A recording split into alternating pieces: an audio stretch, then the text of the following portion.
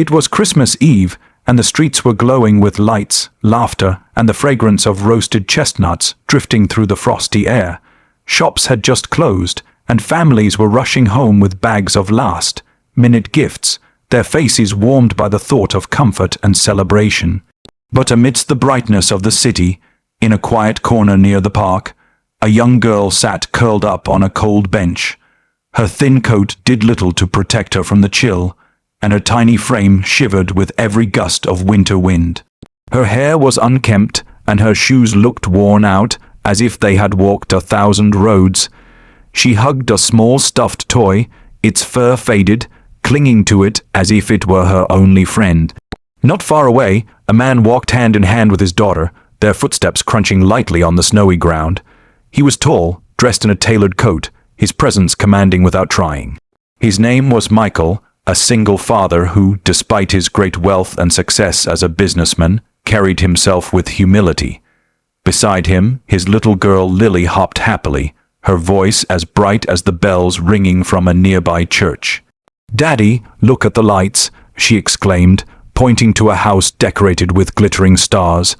Michael smiled down at her, but as they walked further, Lily's innocent gaze landed on the girl on the bench. She stopped, tugging at her father's hand. "Daddy, why is she sleeping here? It's Christmas Eve. Doesn't she have a home?" Michael turned, his eyes softening as he looked at the fragile child on the bench. Her lips were slightly blue from the cold, and she clutched her toy as though afraid someone would take it away. For a moment, Michael felt the ache of his own past, of losing his wife years ago, of nights when loneliness felt unbearable, even though he had everything money could buy. Kneeling down to Lily's level, he whispered gently, "Not everyone has a home, sweetheart. Some children have no family to take care of them." Lily frowned, her innocent heart unable to understand why such a thing could exist. She looked up at her father with pleading eyes. "Can we take her home, Daddy, just for tonight? It's Christmas." Michael hesitated. Society often told him to look away, to let someone else handle such burdens, but his daughter's words pierced through his hesitation. He had taught her kindness, but now she was teaching him courage. Slowly he walked toward the little girl. "Hello," he said softly, not wanting to startle her. Her eyes fluttered open, wide and frightened, as if she expected harshness instead of kindness. "My name is Michael, and this is my daughter Lily. What's your name?" The girl hesitated, her voice barely a whisper. "Emma." Michael smiled warmly. "Emma, it's too cold to be out here. Would you like to come with us? We're going home for Christmas dinner." Emma's eyes filled with tears, torn between hope and fear. She had been turned away so many times that trust felt dangerous. But when Lily stepped forward, holding out her mittened hand, Emma saw something pure. Friendship without condition. With trembling fingers, she took Lily's hand. Michael removed his coat and wrapped it around her small frame, lifting her gently into his arms. She was so light that he could feel her bones through her clothes, and his heart tightened with both sorrow and determination. Back at Michael's home, warmth enveloped Emma like a miracle. The fire crackled in the grand living room, stockings hung neatly along the mantel, and the scent of roasted turkey and cinnamon filled the air. Emma's eyes grew wide as she looked around, almost overwhelmed by the beauty. Lily grabbed her hand excitedly, pulling her toward the Christmas tree that sparkled with ornaments and gifts. "This one is for you," Lily said, picking up a small box wrapped in golden paper. Michael raised an eyebrow, surprised. He hadn't bought Emma anything, but Lily had. Earlier that week, she had asked her nanny for help wrapping a doll she no longer played with. Every child should have a present, Lily had said. Emma opened the box slowly, her eyes welling with tears as she pulled out the doll with shining hair and a clean dress. "For me?" she whispered. Lily nodded, smiling brightly. "Now we can both have dolls, and they can be best friends too." Emma hugged the doll tightly, as if it were the first real gift she had ever received. Michael stood quietly, his throat tight with emotion. He had closed $1,000,000 deals, built companies, and earned respect from people everywhere. But in that moment, watching his daughter's heart change another child's life, he realized this was true wealth. Dinner was served, and Emma ate slowly at first, as if she were afraid someone might take the plate away. Michael encouraged her gently, filling her plate again and again until she began to smile between bites.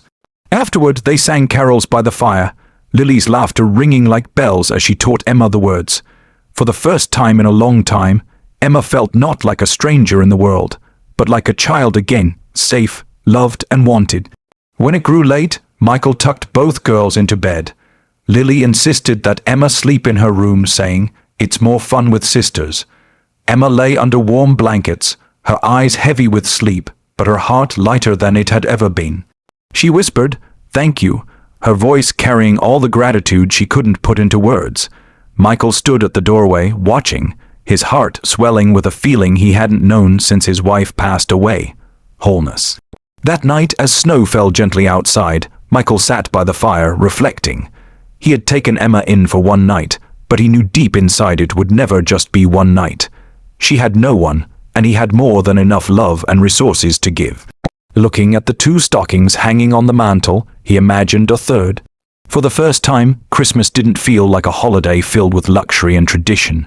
It felt like a miracle, a reminder that the greatest gifts are not found under a tree, but in the moments when hearts open to one another. On that Christmas Eve, a millionaire single dad, guided by the innocent heart of his little girl, took a lonely child home. And in doing so, he discovered that family isn't always bound by blood. It is created by love, by kindness, and by the courage to say yes when someone needs you most. That night, 3 hearts found a home, and the world became just a little brighter. Love is not measured by the wealth we accumulate or the luxuries we surround ourselves with, but by the depth of kindness we extend to those who cannot repay us.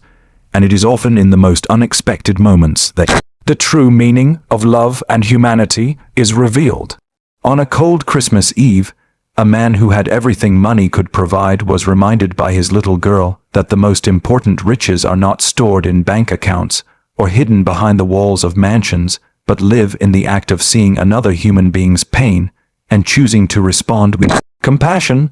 When his daughter's innocent eyes fell upon a child shivering on a park bench, and she asked, "Daddy, why is she sleeping here?"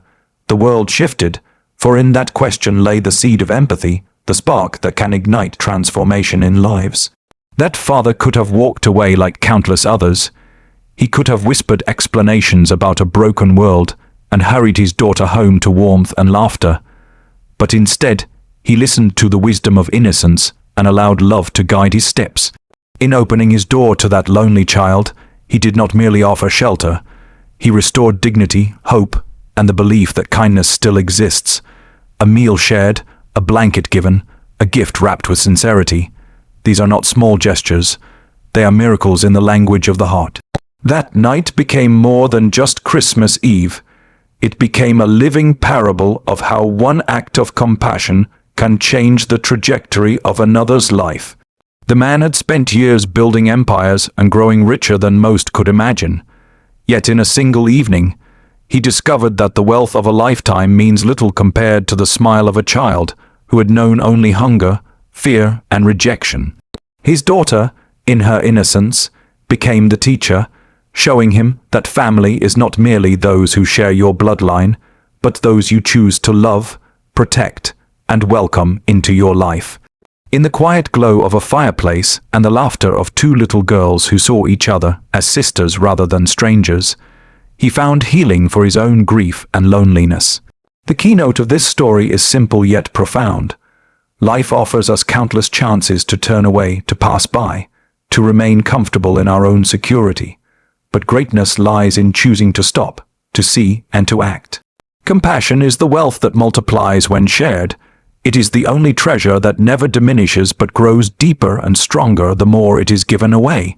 On that sacred night, a millionaire did not merely rescue a girl from the cold. He rescued himself from the emptiness of material success and discovered that love, given freely, is the true currency of life. And so the lesson endures. When we listen to the small voices of innocence, when we let our hearts be led by kindness instead of fear, we create miracles, not just for others but for ourselves. For in lifting one soul out of despair, we lift humanity itself a little higher, making the world a warmer, brighter place for everyone.